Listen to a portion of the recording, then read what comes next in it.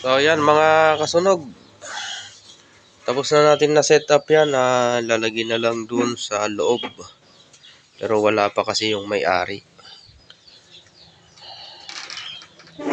Tapos na natin lahat yan, nalagyan na natin ng silicone, may rivets na natin yung mga dapat mai-rivets.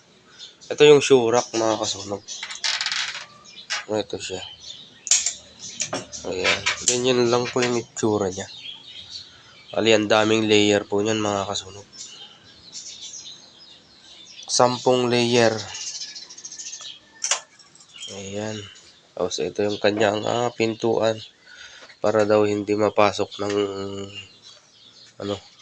kung ano-ano mang papasok dyan. Ayan. Baka bahayan niya ng daga o ano. Tapos itong nasa likod mga kasunog, yan yung ayan, yung nasa likod, yung pantry. Pepesto natin to bukas. Ito yung kanyang mga drawer. Ayan. Bukas na natin i-pesto yan.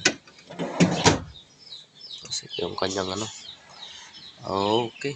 Ganon din siya. Mayroon din siyang divider. Ayun. Tsaka ito rin. Ayan. Lalagyanan po yan ng mga pagkain. Mga kasunog pantry. At kasi tinawag na pantry yan pwede naman yung anong tawag doon, partner?